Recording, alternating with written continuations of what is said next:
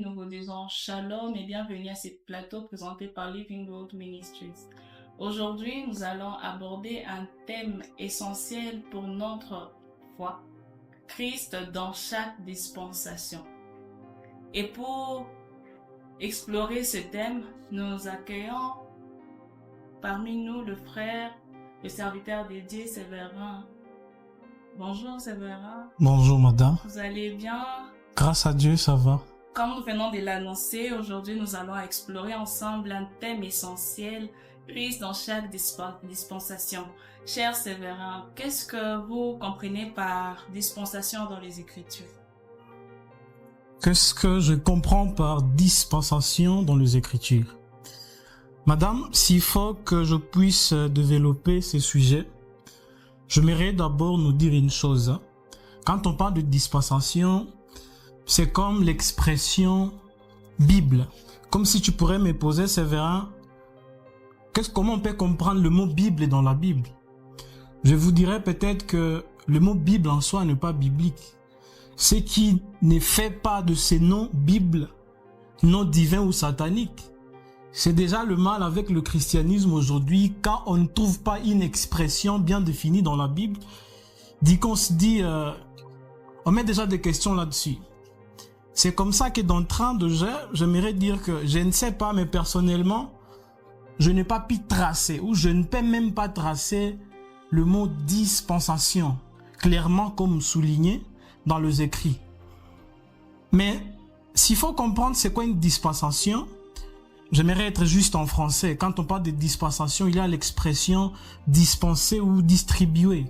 Pour ceux qui ont fait l'hébreu ou le grec, ils savent ces mots-là en les traduisant en français. On parle de fois de l'économie ou de l'administration. Qu'est-ce que ça veut dire en bref? Quand on parle d'une dispensation, il s'agit justement d'une période, d'un moment ou d'un temps. Mais quand on ramène ça dans la religion, c'est maintenant un moment où les divins libèrent une forme de lumière sur sa personne quant à l'humanité. Et rien de plus. Ceux qui comprennent aussi cette expression, ça doit être le médecin et aussi savent c'est quoi le mot dispensation quand ils sont dans les actions de distribuer le médicament. Un pharmacien comprendra bien l'expression dispensation. C'est souvent les deux aspects, soit dans la religion ou soit dans le domaine de pharmacie où on comprend que dispenser, une dispensation c'est juste un temps ou une période où on est en train de libérer une forme de compréhension. Et pour notre cas, pour être bref, c'est quand les divins décident de libérer une forme de compréhension de sa personne à l'humanité. Bref. Merci. Peut-on alors identifier Christ dans chaque dispensation dans la Bible? Identifier Christ dans chaque dispensation dans la Bible. C'est vraiment une très belle question. Comment je peux le faire? En fait, le Dieu que nous parlons, le Christ dont nous professons, il ne date pas d'aujourd'hui. Ça serait aberrant de croire que le Jésus que nous parlons date de 2000 ans. Mais c'est un être dont ses origines datent de l'éternité. Certainement, je ne suis pas théologien, mais les théologiens, quant à eux, disent qu'il existe seulement 7 dispensations. Il s'agit de la dispensation de l'innocence, par exemple. Il y a la dispensation de la conscience. Je vois la dispensation de la promesse, du gouvernance, la dispensation de la loi, la grâce, et enfin, je crois, il doit y avoir la dispensation du royaume. Mais quant à moi, quand je prie mon temps sur ça, ou si je peux aller à voir cette réalité, je me rends compte que selon ma compréhension et mon inspiration, je n'ai que 3 dispensations. Et ces 3 dispensations sont maintenant groupées. Dans ces 3 dispensations, c'est possible que nous puissions trouver les 7 dispensations que les théologiens parlent. La première dispensation, vous me direz, Séverin, c'est laquelle? La première, il s'agit de la dispensation de l'éternité passée. Dans l'éternité passée, en fait, il y a la première dispensation qui est dans l'éternité passée. J'ai classé, c'est la dispensation de la précréation. La révélation de Christ avant la création. Quelqu'un va me dire, mais si Christ se révèle à l'humanité, comment est-ce possible maintenant que Christ se révèle avant la création? Ça devient déjà une question à se poser. Et moi, je me pose du coup une question. Bon, si Christ ne pouvait pas se révéler avant la création, comment l'être divin a fait la création en dehors de la création? Ça nous amène déjà à réfléchir là-dessus. Et pour maintenant y aller, je crois qu'on va prendre un texte. J'aime beaucoup les écrits. Dans Colossiens 1, 15 à 16. Je ne sais pas si vous serez souple.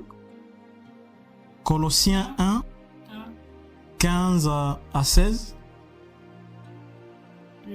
Oui, vous pouvez. Colossiens 1, 15 à 16. Ce Fils, il est l'image de Dieu que nul ne voit. Okay. Il est le premier-né de toute création. Car c'est en lui qu'ont été créées toutes choses, dans les cieux comme sur la terre, les visibles, les invisibles, le trône, les seigneuries, les autorités, les puissances. Oui, par lui et pour lui, tout a été créé. Par lui et pour lui, tout a été créé. Il est le premier-né de toute la création. Donc, il est la personne qui précède les actions même de la création.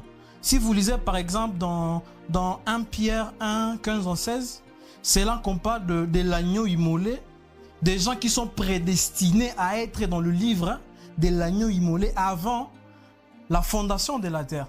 Vous pouvez aussi trouver ce genre de versets, par exemple, je crois que c'est dans Apocalypse aussi, où on est en train de montrer que l'agneau a été immolé avant le fondement de la terre.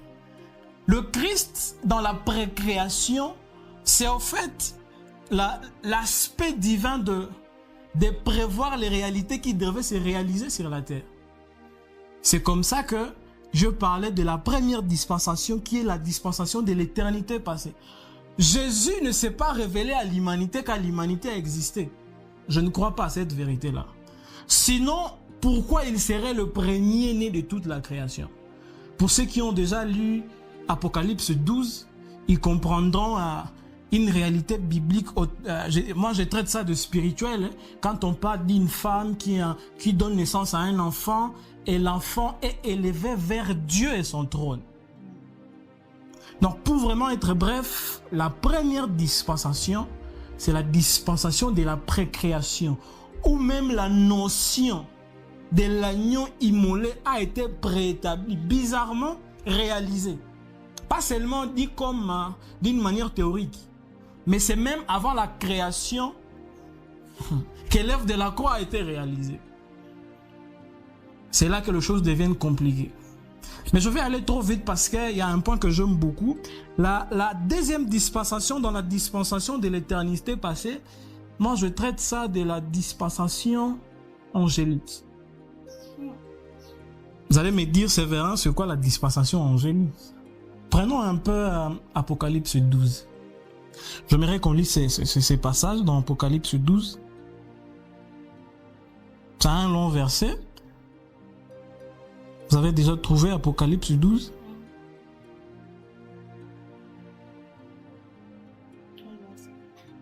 Vous pouvez commencer même à partir de 7. Apocalypse 12, verset 7. Alors une bataille s'engagea dans les ciels. Michel et ses anges combattirent contre le dragon, et celui-ci les combattit avec ses anges. Mais le dragon ne remporta pas la victoire et ne put maintenir leur position au ciel. Okay. Il fut précipité, le grand dragon, le serpent ancien, qu'on appelle le diable et Satan. Celui-ci égare le monde entier. Il fut précipité sur la terre et ses anges furent précipités avec lui. Continue. Puis j'entendis dans le ciel une voix puissante qui disait: Maintenant, le temps du salut est arrivé. Maintenant, notre Dieu a manifesté sa puissance et instauré son règne. Maintenant, son Messie a pris l'autorité en main. Attends. C'est dans le ciel où les anges parlent de l'autorité messianique.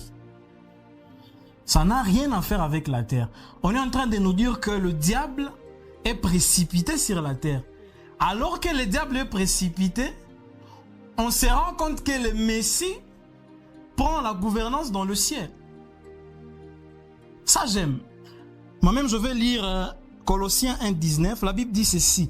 Car Dieu a voulu que toute plénitude habitant en lui, il a voulu par lui réconcilier tout avec lui-même, tant ce qui est sur la terre et ce qui est dans le cieux, en faisant la paix par lui-même, par lui, par le sang de sa croix. J'ai entendu de grands hommes de Dieu, peut-être je ne fais pas partie de ces grands hommes, qui utilisent l'expression que les anges ne connaissent vraiment pas le poids du salut. Mais Paul est en train de révéler en disant que Dieu a réconcilié même les êtres dans le ciel et ceux qui sont sur la terre. Question, c'était quoi le problème que les anges ont pu faire dans le ciel, les 4 êtres vivants, les 24 VA, pour qu'ils soient réconciliés avec Dieu? Alors là, c'est pas ma réponse, mais je me prête quand même à la révélation de Paul, où Paul est en train de dire qu'il a réconcilié les éléments célestes et même terrestres. Cela veut dire qu'il y a eu une forme de révélation du Christ, même dans la dimension céleste. Je ne sais pas avant ces temps-là, parce que la Bible dit, comme vous avez lu dans l'Apocalypse, que non, on voit maintenant le pouvoir du Messie. Avant ces temps, le Messie n'était pas dans son règne, c'était comment? Je ne sais pas. Mais c'est une forme de révélation que les anges ont reçu sur l'autorité. Si vous descendez, waouh, j'aime ça. Si vous descendez toujours dans Apocalypse 12, vous verrez que la Bible est en train de dire que non, ils l'ont vaincu à cause du sang de l'agneau et du témoignage de leurs paroles. Alors, comment on peut témoigner de choses qu'on ne connaît pas ou qu'on n'a pas connues, qu'on n'a pas vues ni entendues? Ça veut dire que les êtres dans le ciel, et aussi, quand il y a eu guerre, Michael a combattu les dragons à cause du sang. Il a fallu, non seulement le sang a vaincu le diable, mais il a fallu que Michael et ses anges témoignent Christ. Sinon, sans les témoignages, il n'y aurait pas victoire. Imaginez dans une dimension céleste, il faut que les êtres spirituels témoignent Christ pour vaincre un autre être spirituel, des fois même élevé au plus grand rang que eux. Quand on parle de Lucifer, ce n'est pas un personnage moindre dans le récit biblique. Mais toi et moi, étant chrétiens, nous pensons qu'en claquant les mains, l'être spirituel là qui a été traité par le témoignage de Jésus sera mis à l'écart. Vous comprenez que même les anges ont reçu une révélation liée à la personne de Christ. Quant au sang et au témoignage qu'ils ont porté sur sa personne. Je ne sais pas si Jésus a pris le temps de les enseigner sur lui, c'était quelle forme de révélation qu'ils ont eu. Mais au moins la Bible témoigne que c'est à cause des paroles de leur témoignage. C'est qu'ils ont parlé. Jésus, comment je peux dire, Jésus est Seigneur, Jésus guérit, Jésus délivre. Et quand je libère ces paroles, l'ennemi est précipité. Ça n'a rien à faire avec le combat de biceps. Je crois que si je dirais bien, il faut que les chrétiens redéfinissent la croix et le combat spirituel. Je peux y avancer? Voilà, l'autre dispensation, après la dispensation angélique, je prends le deuxième aspect de la dispensation. Il s'agit de la dispensation de la préfiguration. Quand je parle de la préfiguration, en fait, c'est une forme de dispensation où on est dans les ombres et les images. On n'a pas vraiment la réalité de choses. Donc on a, je dirais, je ne sais pas s'il faut dire que ce sont des théories, mais je dirais que ce sont des éléments qui ne sont pas encore mis au clair. Et dans cette dispensation, si je peux le citer, la première dispensation, dans la dispensation de je parlais de la préfiguration, il s'agit, comme les théologiens le parlent, la dispensation de l'innocence.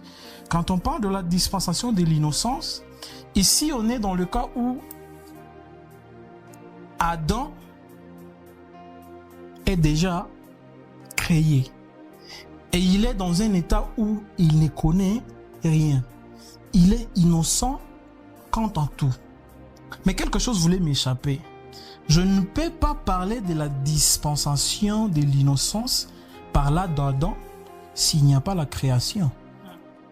Cela veut dire qu'il y a aussi une forme de révélation de Christ qui s'est fait même lors de la création. C'est comme ça que si vous allez dans Jean 1, la Bible est en train de dire au commencement était la parole était avec Dieu, la parole était avec Dieu, tout a été créé par lui et pour lui. C'est comme ça que même quand Dieu parle, vous verrez, quand Dieu s'exprime plutôt, il dit que la lumière soit. Quand vous lisez dans Jean, Jean dit que c'était lui, la lumière du monde. Sinon, si la lumière qui a été là au commencement n'est pas la personne en qui moi je crois, la question que je vous poserai, vous et à toutes les personnes qui seront en train de me capter, pourquoi si vous allez un peu dans Genèse, vous avancez, vous verrez que Dieu crée le luminaire après qu'il y ait une forme de lumière auparavant. En fait, nous sommes dans une dispensation de préfiguration, dans une dispensation des ombres. C'est comme ça que même sans les luminaires, la Terre a une forme de lumière. Même sur le plan scientifique, on peut le prouver. Mais pour moi, je ne traite pas d'abord la Bible d'une manière scientifique. C'est d'abord, moi j'appelle ça les écrits sacrés. Donc il s'agit d'une préfiguration de la lumière dans le vrai sens. Quand je parle de la lumière, c'est comme ça que même la Bible est en train de dire que les ténèbres ne régneront pas pour toujours. Attends, je vais m'adresser aux gens qui sont dans les sciences des ombres. Si maintenant je parle des lumières, les gens diront non, c'est vrai, va trop loin, nous sommes des chrétiens, nous n'avons pas de lumière en nous. Quand vous lisez l'histoire, je crois, de Daniel, la Bible à moi me dit qu'on a trouvé dans Daniel des lumières. Cela veut dire que les gens qui disent que ce sont les Illuminati, les gens qui sont éliminés, c'est faux. En fait, toutes les sciences occultes sont des sciences du ténèbre. C'est nous qui portons la lumière. Non, il n'y a pas une personne qui n'est pas dans une spiritualité christique qui a une forme de lumière. Je continue en parlant des ombres. Parce que si je parle, par exemple, la Bible dit que non, les ténèbres ne vont régner pour toujours. Les ténèbres, quand vous lisez la Bible, ça n'a forcément pas lien avec le noir. Quand on parle du ténèbre, des fois on sous-entend une forme d'ignorance. C'est comme ça que même la force de la personne que nous appelons diable aussi, aujourd'hui, a trait à l'ignorance. Le diable ne peut pas vivre dans un environnement de connaissances. Cela veut dire que quand on parle de personnes, on parle, non, ce sont des esprits des ténèbres. En fait, il s'agit des êtres qui sont dans une entité où il n'y a pas de connaissance. Vous me direz, c'est vrai, les grands hommes que nous voyons dans le monde, ce sont des savants, ils ont des lumières. Ça, c'est pas une lumière. En fait, la lumière, elle est lumière quand elle est lumière dépendamment de l'origine. Et c'est Christ qui fait même la lumière du monde. Mon cerveau est illuminé en fonction du dose de la connaissance que j'ai de la personne de Christ. Et non de combien je maîtrise mon domaine d'ingénierie ou autre chose. Vous comprenez?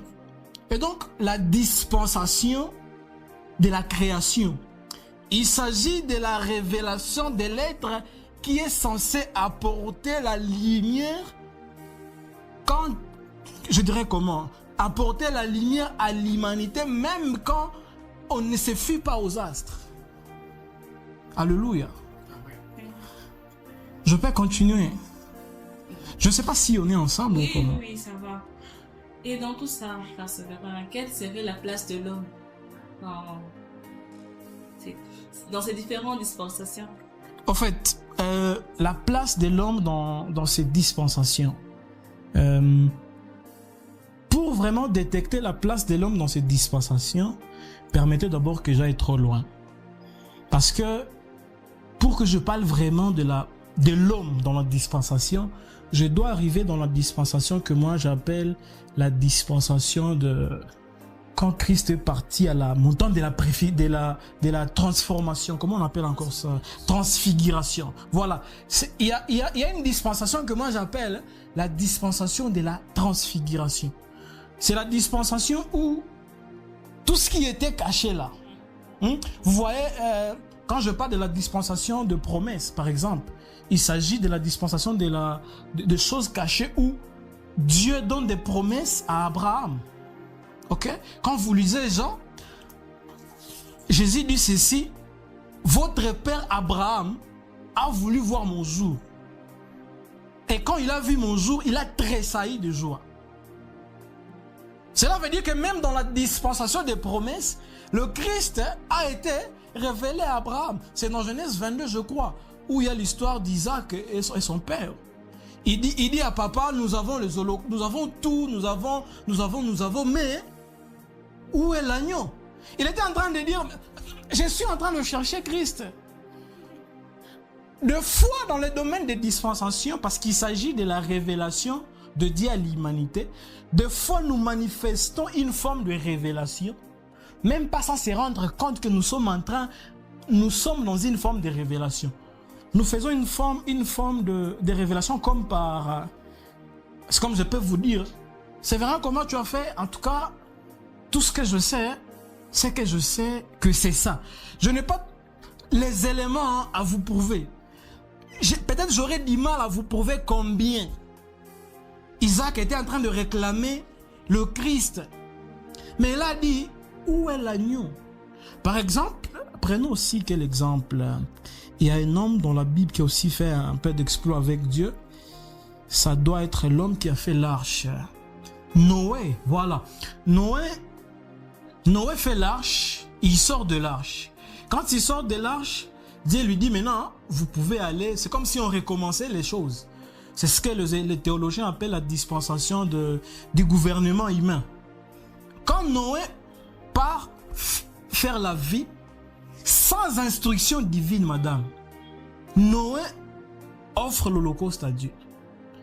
La Bible est en train de dire qu'il prend des animaux sans défaut, ils offrent à Dieu. Je me pose la question, c'est quelle forme d'intelligence qu'avait Noé pour dire non, il faut que je fasse quelque chose. Quand on parle des holocaustes, attention, Paul est en train de bien décrire ça dans Hébreux. Il dit que non, tu n'as voulu ni corps, ni sacrifice, ni holocauste, mais tu m'as voulu, moi, tu m'as formé un corps. Donc même Noé, la Bible est en train de dire ceci, quand Noé a fait ça, Dieu a juré, je ne ferai plus ça. Donc même Noé a donné une forme de révélation quant à l'image de Dieu de pardonner l'humanité. Par sacrifice, bien sûr. C'est comme ça que quand nous arrivons dans la dispensation de la transfiguration, où maintenant tout est mis au clair, la question que je veux vous poser, entre le sacrificateur, le juif et tout, et Jean, qui a sacrifié Jésus?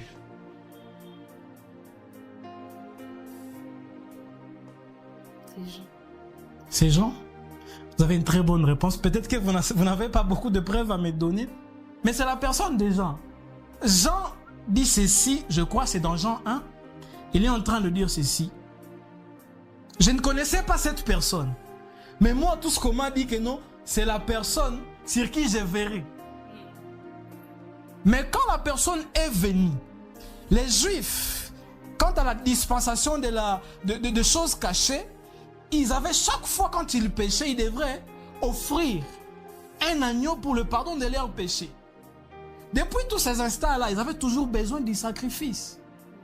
Écoutez, Jean voit Jésus et il dit aux Juifs, voici l'agneau de Dieu qui ôte les péchés du monde. En fait, l'animal que vous êtes censé sacrifier, prenez-le et sacrifiez-le. Les Juifs n'ont pas sacrifié Jésus, en fait. Si Jean n'aurait pas dit voici l'agneau, comment ils pouvaient savoir que c'était lui? C'est comme ça que Paul dit, s'ils eussent connu, ils ne pourraient pas crucifier le Seigneur de gloire.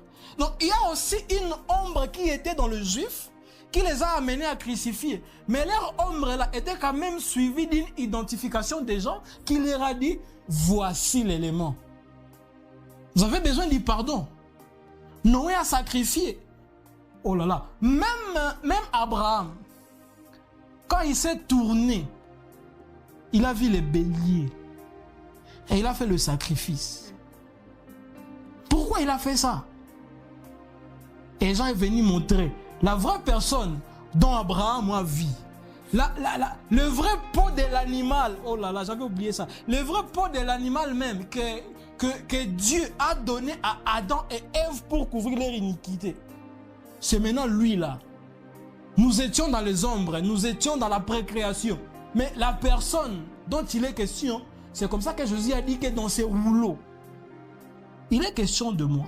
Je ne sais pas si vous avez une Bible en dire, mais moi je sais que d'Apocalypse allant de Genèse, il est question de lui. Je reviens maintenant à la question que vous m'avez posée. La place de l'homme dans cette dispensation. Je ne sais pas si vous arrive de lire les écrits sacrés.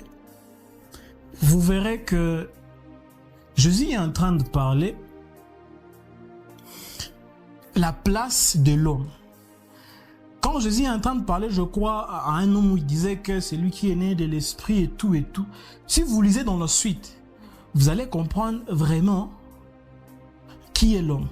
Personnellement, je dirais d'abord, comme Paul, prenons ces versets. Prenons ces versets pour que je parle vraiment bien de la place de l'homme dans toute cette affaire. Prenons un peu d'abord Jean 1, 29 à 30. Jean 1, 29 à 30. Le lendemain, Jean aperçut Jésus qui se dirigeait vers lui. Alors il s'écria, « Voici l'agneau de Dieu, c'est lui qui enlève le péché du monde. C'est de lui que je vous ai parlé lorsque je disais, un homme vient après moi. Il m'a précédé, car il existait avant moi. » Va plus loin dans Luc 2, 27. Luc 2, 27. Luc 2, 27. La Bible nous dit quoi? Poussé par l'esprit, il vint au temple. Quand les parents de Jésus apportèrent le petit enfant pour accomplir les rites qu'ordonnait la loi. Continue. Siméon le prit dans ses bras et loua Dieu en disant, « Maintenant, Seigneur, tu laisses ton serviteur s'en aller en paix. Tu as tenu ta promesse.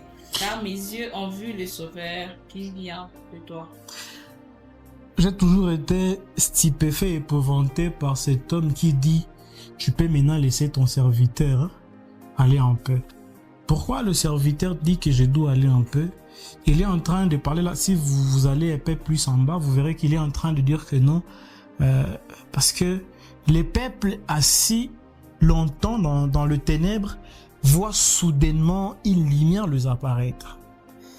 Et ce peuple-là, quand tu vois cette lumière les apparaître, je vois Paul est en train de dire ceci, et il parle beaucoup, et en fait il dit Christ en nous, l'espérance de la gloire. C'est la première chose.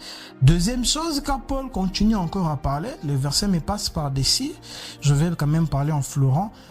Paul est en train de dire ceci, il dit afin que nous soyons participants de la nature divine. C'est le mot que je retiens. En fait, dans toutes les dispensations qui ont pu exister, aucun être spirituel ou, je ne sais pas, physique, n'a participé à la nature divine. Mais quant à la dispensation où nous sommes, à la dispensation de la révélation maintenant, où on note les ombres, c'est maintenant où il est écrit dans Jean, maintenant, vous me voyez maintenant, mais encore vous allez me voir. Parce que je suis avec vous, maintenant je vais être en vous. Comment il va être en nous et que nous soyons nous au lieu que lui soit nous dans nous pour lui-même. Ça devient une question de nature maintenant que nous avons qui ne dépend rien de nous. Quand tu me vois au fait, regardez-moi très bien, quand tu me vois, tu vois Séverin. Mais la personne qui est devant toi, c'est Christ dans une dimension de gloire. Parce que la Bible dit Christ en nous, l'espérance de la gloire. En me voyant là, je participe à la nature divine. C'est comme ça que je ne sais pas quel genre de prédication peut me faire croire que moi je ne suis pas ça. Sinon, si je ne suis pas ça, comment je participe à la nature de Dieu? S'il y a de réalités spirituelles qui peuvent peser sur moi sans fin, je ne dis pas que les réalités spirituelles ne peuvent pas peser. Mais le problème, c'est jusqu'à quand cela peut peser sur moi sans fin, alors que je participe à la nature de Dieu. La question, c'est la question, ce n'est même pas la place de l'homme. La question, c'est est-ce que l'homme est conscient de la place qu'il occupe dans la dispensation en question? Si je suis nommé, tout ce qu'on peut me nommer, mais qu'on ne m'informe pas de ma nomination, ça ne fait rien. Vous allez m'appeler Séverin, Séverin tel, Séverin tel.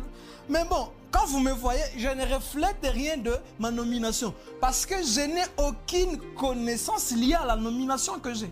La place que j'occupe, je ne sais même pas de quoi il s'agit. J'imagine un roi assis sur un trône, mais qui ne connaît pas qu'il est roi et qu'il est sur un trône. Parce que même quand tu n'es pas roi, sauf que tu es un trône, tu vas quand même t'asseoir. On a vu, en fait. Alors, imaginez maintenant toi, chrétien, participant à la nature divine. Cela veut dire qu'il y a des chrétiens qui n'ont jamais su qu'ils participent d'abord. Seulement, l'information que je participe pouvait changer la manière de faire et de voir des chrétiens. Le problème avec nous, c'est au niveau de qu'est-ce que nous connaissons de qui nous sommes. Vous savez quoi? Le plus grand mal que moi je connais, c'est de voir une personne qui croit qu'il connaît et qui ne sait pas ce qu'il ne connaît pas dans ce qu'il connaît.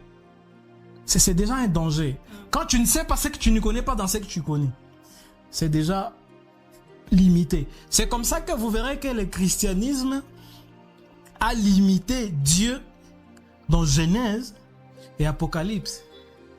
Donc, si Dieu agit sans Genèse et Apocalypse, ils ont embêté.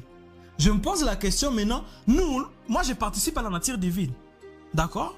Je ne sais pas si vous êtes d'accord avec moi. Si vous n'êtes pas d'accord, moi je participe à la nature. Je ne sais même pas s'il y a quelqu'un qui m'écoute aussi. Si toi tu ne crois pas, moi je crois. Et si tu es chrétien, je t'informe que tu participes à la nature divine.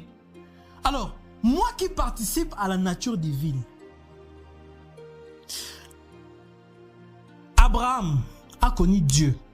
Avec quelle Genèse et quel Apocalypse? Moïse a écrit Genèse lui-même, comment il a connu que c'était Dieu qui... S'il vous plaît. C'était quoi le fondement de Moïse pour dire que c'est Dieu qui me parle? Toi et moi, nous avons des références.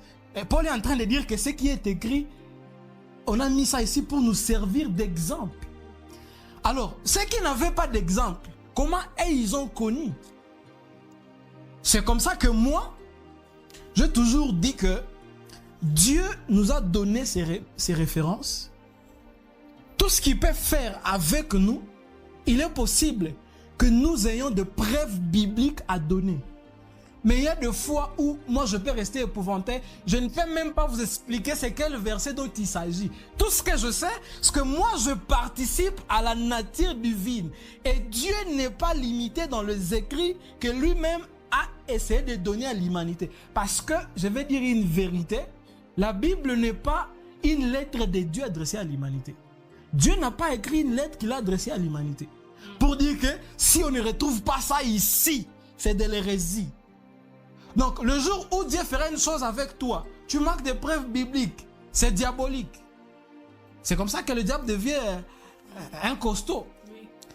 Donc, pour être bref, la participation ou la présence, l'aspect de l'homme dans cette dispensation, c'est sa capacité, non seulement d'être informé de qui il est devenu en Christ, excusez-moi, mais de jouir complètement de ce qu'il est devenu.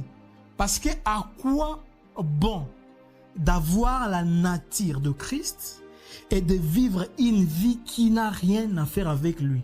C'est comme ça, je crois que Jérémie était en train de dire que non, j'ai vu des esclaves marcher, être sur le chevaux et des princes marcher à pied. Bien aimé, ils sont restés princes. mais quand même à pied. Je peux rester avec ma nature de Dieu en moi, mais ma vie ne reflète rien. Cela n'ira pas Dieu mon terre par rapport à ce qu'il a dit et ce qu'il a fait. C'est comme ça que je dis que quand nous ne croyons pas à ce que Dieu dit, nous ne rendons pas Dieu menteur. C'est nous qui mentons quand nous refusons de croire à ce que lui il a dit. Et lui, ça ne change rien. C'est nous qui sommes privés de la divinité. Bref, l'humanité de la chrétienté, c'est la divinité. C'est tout ce que je peux dire comme la place de l'homme dans la dispensation actuelle. C'est la divinité. Si.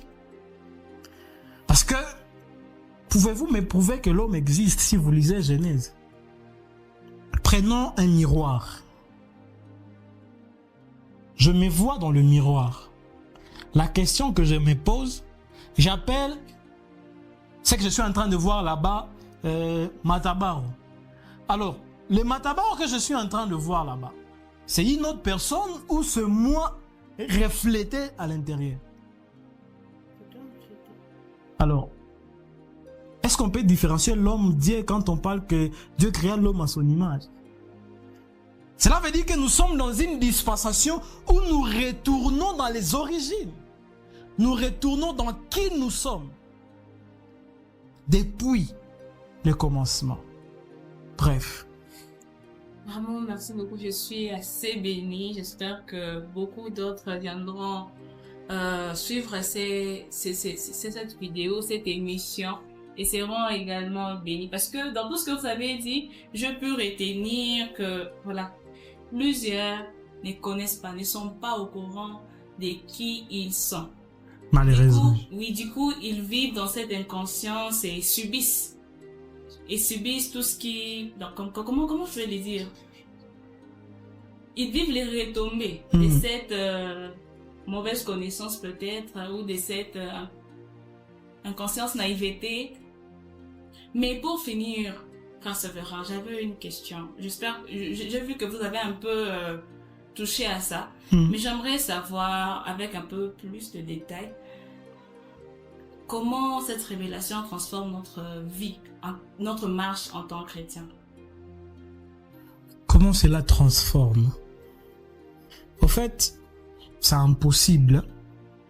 C'est impossible d'avoir une lumière sur une chose et marcher contrairement à la lumière que vous avez. Si vous marchez contrairement à la lumière que vous avez, c'est que vous le faites exprès. Et en le faisant exprès, vous verrez que vous n'êtes pas dans votre peau. Donc, vous savez que non, l'appareil, je devrais la mettre ici. Mais moi, je décide de mettre ça ici. Même si vous avez décidé de mettre ça ici, consciemment, vous savez que la place de l'appareil, c'est là. La question, c'est comment cela nous transforme. En fait, il n'existe pas de connaissances sans impact. Ok? Il y a des enfants, je ne suis pas parent, mais permettez, il y a des enfants qui sont très bêtes au niveau intellectuel dans leurs affaires académiques. Pas parce qu'ils sont bêtes. On les a dit, toi, tu ne sauras rien. Pas parce que la personne ne saura rien ou ne peut rien, qu'il n'arrive pas à rien faire. Mais parce qu'on lui a dit que tu ne pourras rien. Cela a touché la personne. La façonné d'une certaine manière, de sorte que la personne se voit ne plus rien faire. En fait, il faut faire attention avec les paroles. Très attention avec la parole. J'ai dit les paroles, mais je corrige maintenant. Attention avec la parole. Badiner avec les paroles. Quand je parle des paroles, je dirais comme la science par exemple. Moi je dis ça, ce sont des paroles. Mais quand je dis attention avec la parole. Un musicien chantait, disait, je n'ai jamais vu un homme passer près de la croix et rester le même. L'œuvre de la croix, c'est une œuvre qui passe de la connaissance, de l'ignorance à la connaissance. Et dès que vous avez une forme de connaissance, cela transforme complètement Votre vie. Ah, c'est comme ça que Paul est en train de dire, je crois, dans 1 Corinthiens 12 ou 13 comme ça. Il est en train de dire que la prophétie va passer, la connaissance, toutes ces choses vont passer. J'aime ce qu'il dit. Il dit, nous connaissons en partie. Nous prophétisons en partie. Mais le temps est en train de venir où nous connaîtrons comme nous avons été connus. Je reviens même à la partie passée où vous m'avez dit la place de l'homme. La place de l'homme se réserve aussi dans une dimension de la connaissance de Dieu, de la même manière dont Dieu a connu l'homme. Cela veut dire qu'il y a une manière dont Dieu m'a connu. Étant son image, Dieu me connaît d'une certaine manière. Étant son image, je suis obligé de lui connaître de la manière dont il me connaît moi. Et du coup, ma perception de choses change. Je vais répéter une de mes phrases, c'est que les hommes les plus incrédules dans un domaine quelconque sont les hommes qui ont plus de foi dans les domaines contraires à ceux-là. La connaissance que tu as dans un domaine crée en toi une forme de foi ou d'incrédulité face au contraire de la chose. C'est ça ce qui impacte nos vies. Si nous participons à la nature divine, madame, explique-moi maintenant. Moi qui connais que la croix m'a libéré et m'a affranchi, j'ai cette connaissance. Du coup, le fait de savoir que je suis libre et affranchi, viens maintenant me dire que je suis lié. Tu vas commencer où? Tu vas commencer où? Déjà la connaissance que j'ai, ça crée une foi là-bas. Et du coup, ça ramène une incrédulité dans le contraire de la chose. C'est vrai, tu es un pauvre pécheur. Participant de sa nature, madame. Tel il est, tel je suis saint. La foi dans la sainteté que j'ai sur sa personne m'amène à refuser, avoir une forme d'incrédulité quant à la nature pécheresse liée à ma chair. Je ne dirais même pas à ma chair, mais à mon corps. C'est comme ça que ce qui nous différencie, nous tous, Paul dit que nous avons la même foi. Mais la différence que nous avons, ce n'est pas que Séverin a reçu une grande foi plus que vous. La différence dans l'exploit de la foi, parce que la foi vient de ce qu'on entend, c'est au niveau du degré de ce que nous avons en nous, qui fait en sorte que moi, Jazzy, vous dites, cet homme a vraiment une grande foi. Non, je n'ai pas une grande foi. J'ai une connaissance approfondie dans un domaine qui a formé une forme de foi dont toi, tu n'as pas. Tu penses que j'ai plus de foi que vous. C'est juste une lumière que moi j'ai, dont vous n'avez pas. Et puis, vous me voyez agir. Et vous dites, c'est un homme puissant. Non, c'est un homme qui a une forme de connaissance que vous n'avez pas. La transformation, l'impact de savoir qu'il y a Christ dans chaque dispensation, de savoir que Christ est en nous et nous sommes participants de sa nature, c'est faire en sorte, parce que, je conclus, si Dieu aurait voulu que notre finalité soit le ciel, il a fallu qu'il nous crée dans le ciel. Du coup, je me ramène où, je crois que c'est le psalmiste qui est en train de dire, le ciel est ton trône, la terre, ton marchepied. Attends. Mon trône, c'est ici. Et le tapis, c'est mon marchepied. Question, je suis sur le trône, je suis sur le tapis ou je suis dans le salon.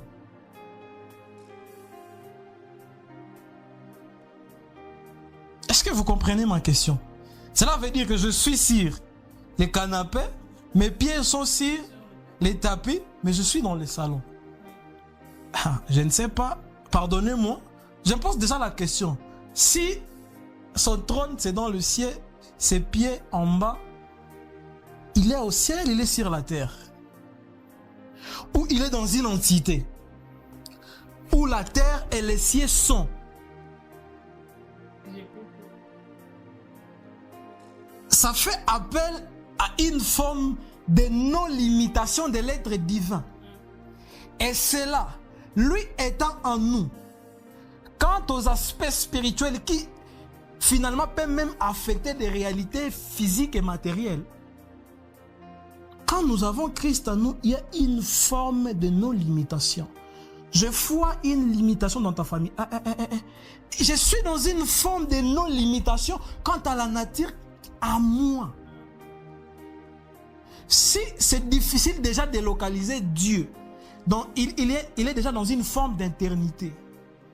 Quand tu me vois moi, avec sa nature en moi, ça demande beaucoup pour vraiment connaître qui est sévère. C'est comme ça que la Bible dit que nous sommes même comme le vent. On ne sait même pas où nous allons, d'où nous venons. C'est très compliqué de connaître un homme spirituel. Quand je parle d'un homme spirituel, je parle d'un homme qui a la connaissance christique. Sinon, le cas contraire, Paul a attribué tout ce qui ne vient pas de Christ des œuvres charnelles. Bref, c'est tout ce que je peux dire. Merci beaucoup. Que Dieu vous bénisse. Amen. Serviteur de Dieu. J'ai vraiment été béni. Moi, personnellement, j'ai été béni. Et je sais que beaucoup seront également bénis en suivant cette vidéo. Et j'espère que nous allons nous retrouver dans des jours à venir pour peut-être aborder d'autres thèmes. Si Dieu le permet, nous serons toujours là. Encore une fois, merci pour votre disponibilité. C'est moi qui vous remercie. Merci beaucoup de nous avoir suivis. On a abordé un thème essentiel, Christ dans chaque dispensation. Ma prière est que vous vivez pleinement Christ. Alors que Dieu vous bénisse partout où vous vous trouvez. J'espère que nous allons nous retrouver dans des jours qui suivent. Mais n'oubliez pas de vous abonner. N'oubliez pas de cliquer sur la cloche pour ne pas rater de vidéos suivantes ou de moments d'édification qui vont suivre. Shalom à vous.